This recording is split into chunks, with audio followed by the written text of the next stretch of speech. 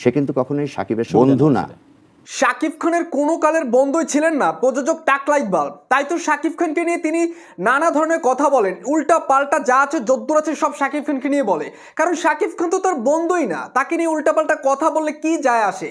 শুধু শাকিব খানকে এই টাকলা ইকবাল ইউজ করছে এবং ইউজ করে ছুঁড়ে ফেলে দিয়ে এখন শাকিব খানকে নিয়ে নানা ধরনের বাজে মন্তব্য করতেছে। তবে এবার শাকিব খানের পক্ষ হয়ে শাকিব খানের বন্ধু প্রিয়তমা সিনেমার প্রযোজক এবং রাজকুমার সিনেমার প্রযোজক আশাদ আদনান ভাই একদম টাকলা ইকবালকে ধুয়ে দিলেন।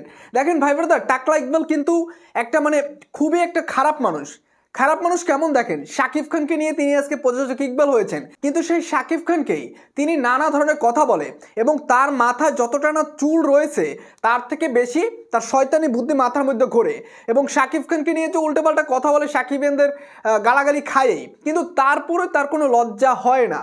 কেনই বা হবে? দেখেন তিনি যে কোন জায়গা থেকে উঠে এসেছে সেটা কিন্তু আশাদ আদনান ভাই একদম ক্লিয়ার করে দিয়েছে। যে প্রযোজক ইকবাল কোথায় ছিল সেটা কিন্তু আমরা জানি।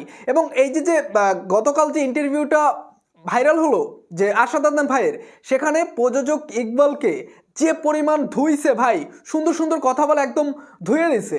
যদি প্রযোজক ইকবালের লজ্জা থাকে নেক্সট টাইম শাকিব খানকে নিয়ে কথা বলবেন না। হয়তো তার তো কোনো লজ্জা নাই, তিনি ঠিকই কথা বলবেন। কারণ আমরা জানি প্রযোজক ইকবাল শুধু শাকিব খানকে নিয়েই না, বাংলাদেশের অনেককে নিয়ে খোঁচাখুচি করে। মালেক আফসারী স্যারকে তিনি নানা ধরনের বাজে বাজে কথা বলেছিলেন, তো তার কাউন্টারে কিন্তু মালেক আফসারী সাহেবও তাকে জুতা দিয়ে পিটাতে চাইছিল।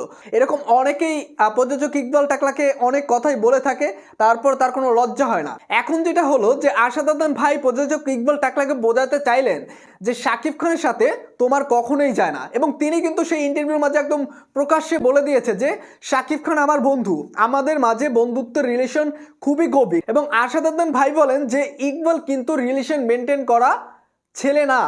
এবং এটাও এখন আমরা বুঝতে পারতেছি ইকবালের সাথে শাকিব খানের কোনোদিন কোনো সম্পর্ক বন্ধুত্বের ছিল না, শুধু শাকিব খানকে ইকবাল ইউজ করে গেছে।